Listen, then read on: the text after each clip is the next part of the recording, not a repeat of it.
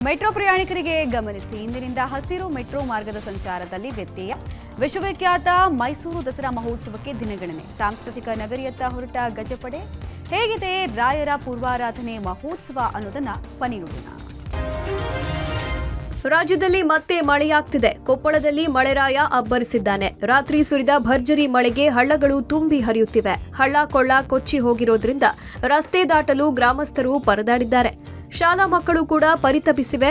ಗದ್ದೆಗಳಿಗೆ ಹಳ್ಳದ ನೀರು ನುಗ್ಗಿದ್ದು ನೂರಾರು ಎಕರೆ ಭತ್ತದ ಬೆಳೆ ಹಾಳಾಗುವ ಆತಂಕದಲ್ಲಿ ರೈತರು ಕಂಗಾಲಾಗಿದ್ದಾರೆ. ಕಾರಟಗಿ, ಗಂಗಾವತಿ ಭಾಗದಲ್ಲಿ ಭಾರೀ ಮಳೆ ಆಗಿದ್ದರಿಂದ ಶ್ರೀರಾಮನಗರ, ಹೆಬ್ಬಾಳ, ಡಣಾಪುರ ಸೇರಿದಂತೆ ಇತರೆಡೆ ಗದ್ದೆಗಳಿಗೆ ಮಳೆ ನೀರು ನುಗ್ಗಿ ರೈತರು ಸಂಕಷ್ಟಕ್ಕೀಡಾಗಿದ್ದಾರೆ. ರಾತ್ರಿ ಸುರಿದ ಒಂದೇ ಮಳೆಗೆ ತುಮಕೂರಿನ ಜಯಮಂಗಲಿ ನದಿ ತುಂಬಿ ಹರಿದಿದೆ. 2 ವರ್ಷಗಳ ಬಳಿಕ ಜಯಮಂಗಲಿ ನದಿ ಭರ್ತಿಯಾಗಿದೆ. ತುಮಕೂರಿನ ದೇವರಾಯನದುರ್ಗ ತಪ್ಪಲಲ್ಲಿ ಜಯಮಂಗಲಿ ನದಿ ಹುಟ್ಟುತ್ತೆ. ಕೊರಟಗೆರೆ, ಮಧುಗಿರಿ ಮಾರ್ಗವಾಗಿ ಆಂಧ್ರಪ್ರದೇಶದ ಪರ್ಗಿಕೆರೆಗೆ ಜಯಮಂಗಲಿ ನದಿ ನೀರು ಸೇರುತ್ತೆ. 2 ವರ್ಷದ ಹಿಂದೆ ತುಂಬಿದ್ದ ನದಿ ಆನಂತರ ಖಾಲಿಯಾಗಿತ್ತು. ರಾಜ್ಯದಲ್ಲಿ ಕೆಲ ದಿನ ಬಿಡುವು ನೀಡಿದ್ದ ಮಳೆರಾಯ ಮತ್ತೆ ಅಬ್ಬರಿಸಿ ಬೊಬ್ಬಿರಿಯುತ್ತಿದ್ದಾನೆ. ನಿನ್ನೆ ಚಿಕ್ಕಬಳ್ಳಾಪುರ ಜಿಲ್ಲೆಯ ಗೌರಿಬಿದನೂರು ಭಾಗದಲ್ಲಿ ಭರ್ಜರಿ ಮಳೆಯಾಗಿದೆ. ರಾತ್ರಿ ಸುರಿದ ಮಳೆಯಿಂದ ಉತ್ತರ ಪಿನಾಕಿನಿ ನದಿಗೆ ಜೀವಕಳೆ ಬಂದಿದೆ. ಕೆಲವು ದಿನಗಳಿಂದ ಬತ್ತಿ ಹೋಗಿದ್ದ ಉತ್ತರ ಪಿನಾಕಿನಿ ನದಿ ಪಾತ್ರದಲ್ಲಿ ನೀರಿನ ಹರಿವು ಹೆಚ್ಚಾಗಿದೆ. ತುಂಬಿ ಹರಿದ ನೀರು ಗೌರಿಬಿದನೂರಿನ ಕಿಂಡಿ ಅಣೆಕಟ್ಟು ತಲುಪಿದೆ. ತುಮಕೂರು ಜಿಲ್ಲೆಯ ಮಧುಗಿರಿ ಭಾಗದ ಜಯಮಂಗಲಿ ನದಿಗೂ ಅಪಾರ ನೀರು ಹರಿದು ಬಂದಿದೆ. ಗೌರಿಬಿದನೂರು, ಹಿಂದೂಪುರ ಕಡೆಗೆ ಜಯಮಂಗಲಿ ನದಿ ನೀರು ಹರಿತಾ ಇದೆ. ಇನ್ನು ವರುಣನ ಅಬ್ಬರಕ್ಕೆ ಪೋಶೆಟ್ಟಿಹಳ್ಳಿ ಗ್ರಾಮ ಜಲಾವೃತಗೊಂಡಿತ್ತು. ಗ್ರಾಮದ ಮುಖ್ಯ ರಸ್ತೆಯಲ್ಲಿನ ಅಂಗಡಿ ಮಳಿಗೆಗಳಿಗೆ ನೀರು ನುಗ್ಗಿ ಜನ ಪರದಾಡಿದ್ರು. ಹೆದ್ದಾರಿಯಲ್ಲಿ ತಾತ್ಕಾಲಿಕ ಸೇತುವೆ ನಿರ್ಮಿಸಲಾಗಿದ್ದು ನೀರು ಹರಿದು ಹೋಗಲು ಈ ಸೇತುವೆ ಅಡ್ಡಿಯಾಗಿದೆ. ಇದರಿಂದಾಗಿ ನೀರು ಸರಾಗವಾಗಿ ಹರಿದು ಹೋಗಲಾಗದೆ ಗ್ರಾಮದ ಮನೆ ಅಂಗಡಿಗಳಿಗೆ ನೀರು ನುಗ್ಗಿದೆ. ಇತ್ತ ಕಲಬುರಗಿಯಲ್ಲಿ ಸ್ನಾನ ಮಾಡಲು ನದಿಗೆ ಇಳಿದಿದ್ದ ಯುವಕನೊಬ್ಬ ನೀರಿನಲ್ಲಿ ಕೊಚ್ಚಿ ಹೋದ ದುರ್ಘಟನೆ ನಡೆದಿದೆ. ದೇವಲ ಗಾಣಗಾಪುರದ ದತ್ತಾತ್ರೇಯ ಸ್ವಾಮಿ ದರ್ಶನಕ್ಕೆ ಬಂದಿದ್ದ ಶ್ರವಣಕುಮಾರ್ ಎಂಬಾತ ನೀರು ಪಾಲಾಗಿದ್ದಾನೆ. ರಾಯಚೂರು ಜಿಲ್ಲೆಯಲ್ಲಿ ಮಳೆರಾಯನ ಆರ್ಭಟ ಜೋರಾಗಿದೆ. ರಾತ್ರಿ ಇಡೀ ಸುರಿದ ಮಳೆಗೆ ಹಲವೆಡೆ ಅವಾಂತರ ಸೃಷ್ಟಿಯಾಗಿದೆ. ಮಂತ್ರಾಲಯದಲ್ಲಿ ರಾಯರ ಆರಾಧನಾ ಮಹೋತ್ಸವ ನಡೀತಿದ್ದು ತಡರಾತ್ರಿ ಸುರಿದ ಮಳೆಯಿಂದ ಭಕ್ತರು ಪರದಾಟ ನಡೆಸಿದ್ದಾರೆ. ರಾತ್ರಿ ಮಠದ ಅಂಗಳದಲ್ಲಿ ಭಕ್ತರು ಮಲಗಿದ್ರು. ಧೋ ಎಂದು ಸುರಿದ ಮಳೆಗೆ ಭಕ್ತರು ಕಂಗಾಲಾಗಿ ಮಲಗಲು ಜಾಗವಿಲ್ಲದೆ ಪರದಾಡಿದ್ರು. ಕೊನೆಗೆ ಮಠದ ಪೀಠಾಧಿಪತಿ ಸುಬುಧೇಂದ್ರ ತೀರ್ಥ ಶ್ರೀಗಳು ಮಠದ ಪ್ರಾಂಗಣ ಪ್ರವಚನ ಮಂಟಪದಲ್ಲಿ ಭಕ್ತರಿಗೆ ಮಲಗಲು ಅವಕಾಶ ಮಾಡಿಕೊಟ್ರು. ಇತ್ತ ಚಿಕ್ಕಮಂಚಾಲಿಯಲ್ಲಿ ಜಮೀನುಗಳಿಗೆ ಹಳ್ಳದ ನೀರು ನುಗ್ಗಿ 2 ಪಂಪ್ ಸೆಟ್ಗಳು ಭತ್ತದ ಬೆಳೆ ಹಾನಿಯಾಗಿವೆ. ರಾಯಚೂರು ತಾಲೂಕಿನ ಗಿಲ್ಲೆಸುಗೂರು ಗ್ರಾಮದಲ್ಲಿ ಮನೆಗಳಿಗೆ ಮಳೆ ನೀರು ನುಗ್ಗಿ ಜನರು ನೀರು ಹೊರಹಾಕಲು ಪರದಾಡಿದ್ರು. ಮಳೆ ನೀರಿನ ಜೊತೆ ಚರಂಡಿ ನೀರು ಕೂಡ ಮನೆಗೆ ನುಗ್ಗಿದ್ರಿಂದ ಜನಪ್ರತಿನಿಧಿಗಳ ವಿರುದ್ಧ ಗ್ರಾಮಸ್ಥರು ಆಕ್ರೋಶ ಹೊರಹಾಕಿದ್ರು. ಇಡಪನೂರು ಗ್ರಾಮದ ಹಳ್ಳದ ಸೇತುವೆ ಮುಳುಗಡೆಯಾಗಿ ಸಂಚಾರ ಬಂದ್ ಆಗಿದೆ. ಇಡಪನೂರು ಮಿರ್ಜಾಪುರ ಮಾರ್ಗ ಮಧ್ಯ ಹಳ್ಳದ ಸೇತುವೆ ಬಂದ್ ಆಗಿದೆ.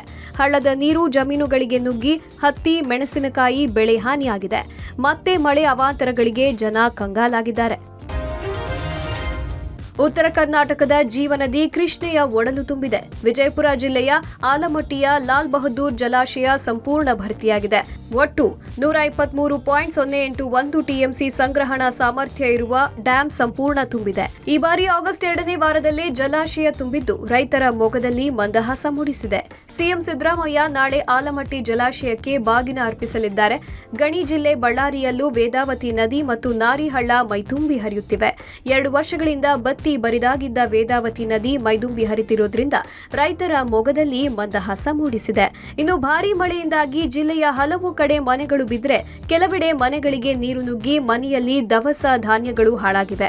ಮಳೆಯಿಂದ ಕೆಲವೆಡೆ ಹೊಲ ಗದ್ದೆಗಳು ಸಂಪೂರ್ಣ ಜಲಾವೃತವಾಗಿದೆ.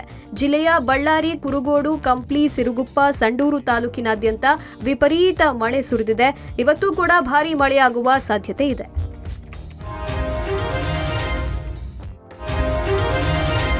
ನಮ್ಮ ಮೆಟ್ರೋ ಬಹುನಿರೀಕ್ಷಿತ ನಾಗಸಂದ್ರ ಟು ಮಾದಾವರ ವಿಸ್ತರಣಾ ಮಾರ್ಗ ಸಂಚಾರಕ್ಕೆ ಸಿದ್ಧವಾಗ್ತಾ ಇದೆ. ಟ್ರಯಲ್ ರನ್ ಸಿಗ್ನಲಿಂಗ್ ಪರೀಕ್ಷೆ ಹಿನ್ನೆಲೆಯಲ್ಲಿ ಇಂದಿನಿಂದ ಹಸಿರು ಮೆಟ್ರೋ ಮಾರ್ಗದಲ್ಲಿ ಸಂಚಾರ ವ್ಯತ್ಯಯ ಆಗುವುದಾಗಿ ಸಾರ್ವಜನಿಕರಿಗೆ ಬಿಎಂಆರ್ಸಿಎಲ್ ಮಾಹಿತಿಯನ್ನ ನೀಡಿತ್ತು. ಆದರೆ ಪ್ರಯಾಣಿಕರು ನಿರ್ಲಕ್ಷ್ಯ ಮಾಡಿದ್ದರಿಂದಲೋ ಏನೋ ಪರದಾಡಿದ್ರು. ಪೀಣ್ಯದಿಂದ ಸಂಚಾರ ಇಲ್ಲದರಿಂದ ಆಟೋ ಬಸ್ಗಳನ್ನ ಪ್ರಯಾಣಿಕರು ಆಶ್ರಯಿಸಬೇಕಾಯಿತು. ಇನ್ನು ಪೀಣ್ಯದಿಂದ ನಾಗಸಂದ್ರದವರೆಗೆ ಆಗಸ್ಟ್ 23 ಹಾಗೂ 30ರಂದು ಕೂಡ ಇಡೀ ದಿನ ಮೆಟ್ರೋ ಸ್ಥಗಿತಗೊಳ್ಳಲಿದೆ. ಸೆಪ್ಟೆಂಬರ್ 6 ಹಾಗೂ 11ರಂದು ಕೂಡ ಪೂರ್ತಿ ದಿನ ಮೆಟ್ರೋ ಸಂಚಾರ ಸ್ಥಗಿತಗೊಳ್ಳಲಿದೆ. ನಾಗಸಂದ್ರ ಮೆಟ್ರೋ ನಿಲ್ದಾಣದಿಂದ ಪೀಣ್ಯ ಇಂಡಸ್ಟ್ರಿ ಕಡೆಗೆ ಆಗಸ್ಟ್ 24ರಂದು ಕೊನೆಯ ರೈಲು ಸೇವೆ ರಾತ್ರಿ 11:05ಕ್ಕೆ ಬದಲಾಗಿ 10ಕ್ಕೆ ಅಂತ್ಯವಾಗಲಿದೆ. ಆಗಸ್ಟ್ 25ರಂದು ಬೆಳಗ್ಗೆ 5ಕ್ಕೆ ಬದಲಾಗಿ 6 ಗಂಟೆಗೆ ಮೆಟ್ರೋ ಸಂಚಾರ ಆರಂಭವಾಗಲಿದೆ. ನೇರಳೆ ಮಾರ್ಗದಲ್ಲಿ ಯಾವುದೇ ಬದಲಾವಣೆ ಇರಲ್ಲ. ವಿಶ್ವವಿಖ್ಯಾತ ಮೈಸೂರು ದಸರಾ ಮಹೋತ್ಸವಕ್ಕೆ ದಿನಗಣನೆ ಆರಂಭವಾಗಿದೆ. ಹಾಗಾಗಿ ಮೈಸೂರು ದಸರಾಗೆ ತಯಾರಿ ಶುರುವಾಗಿದೆ.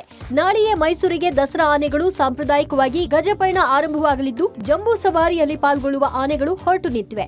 ನಾಳೆ ಹುಣಸೂರು ತಾಲೂಕಿನ ವೀರಣ್ಣ ಹೊಸಳ್ಳಿಯಲ್ಲಿ ಗಜಪಯಣ ಬೆಳಗ್ಗೆ 10:20ರಿಂದ 10:45ರೊಳಗಿನ ಶುಭ ಮುಹೂರ್ತದಲ್ಲಿ ಆರಂಭವಾಗಲಿದೆ. ಮೊದಲ ತಂಡದಲ್ಲಿ ಅಭಿಮನ್ಯು ನೇತೃತ್ವದ 9 ಆನೆಗಳು ಮೈಸೂರಿಗೆ ಆಗಮಿಸಲಿವೆ.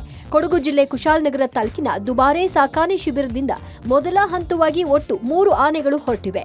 ಇಂದು ದುಬಾರೆ ಸಾಕಾಣೆ ಶಿಬಿರದಿಂದ ಕಂಜನ್, ಧನಂಜಯ, ಗೋಪಿ ಆನೆಗಳಿಗೆ ಸಾಕಾಣೆ ಶಿಬಿರದಲ್ಲಿ ಸಾಂಪ್ರದಾಯಿಕವಾಗಿ ಗಣಪತಿ ಪೂಜೆ ನೆರವೇರಿಸಲಾಯಿತು. ಇನ್ನು ಈ ಬಗ್ಗೆ ಮಾತನಾಡಿದ ಮಾವುತ, ದೇವಿಯ ಹಬ್ಬದಲ್ಲಿ ಭಾಗಿಯಾಗಲು ನಾವು ಪುಣ್ಯ ಮಾಡಿದ್ದೇವೆ. ದೇವಿಯ ಸೇವೆಗೆ ಹೋಗುವುದೇ ನಮ್ಮ ಸೌಭಾಗ್ಯ. ಹಂತ ಹಂತವಾಗಿ ಆನೆಗಳು ಮೈಸೂರಿಗೆ ಹೊರಟಿವೆ ಅಂದರು. ಶ್ರೀ ಗುರು ರಾಘವೇಂದ್ರ ಸ್ವಾಮಿಗಳ 353ನೇ ಆರಾಧನಾ ಮಹೋತ್ಸವ ಹಿನ್ನೆಲೆ ಮಂತ್ರಾಲಯದಲ್ಲಿ ಇಂದು ಪೂರ್ವಾರಾಧನೆ ಸಂಭ್ರಮ ಮನೆ ಮಾಡಿದೆ. ಬೆಳಿಗ್ಗೆಯಿಂದ ವಿಶೇಷ ಪೂಜಾ ಕೈಂಕರ್ಯಗಳ ಜೊತೆ ಉತ್ಸವಗಳು ನಡೆದವು.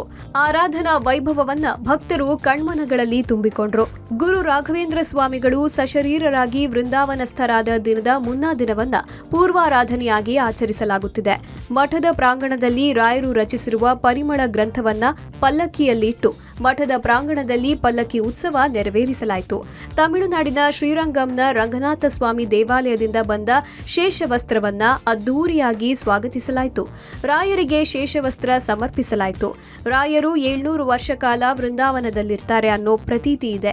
ಈ ಹಿನ್ನೆಲೆ ಪ್ರತಿ ವರ್ಷ ಪೂರ್ವಾರಾಧನೆ ಹಿನ್ನೆಲೆ ವಿಶೇಷ ಧಾರ್ಮಿಕ ಸಾಂಸ್ಕೃತಿಕ ಕಾರ್ಯಕ್ರಮಗಳು ಮಂತ್ರಾಲಯದಲ್ಲಿ ನಡೆಯುತ್ತಿವೆ. ಪೂರ್ವಾರಾಧನೆ ಹಿನ್ನೆಲೆ ಮಠದ ಪ್ರಾಂಗಣದಲ್ಲಿ ವಿವಿಧ ಸಾಂಸ್ಕೃತಿಕ ಕಾರ್ಯಕ್ರಮಗಳು ನಡೆಯುತ್ತಿವೆ. ವಿವಿಧ ಕ್ಷೇತ್ರದಲ್ಲಿ ಸೇವೆಗೈದ ಮಹನೀಯರಿಗೆ ರಾಘವೇಂದ್ರ ಅನುಗ್ರಹ ಪ್ರಶಸ್ತಿ ನೀಡಿ ಸತ್ಕರಿಸಲಾಗುತ್ತೆ.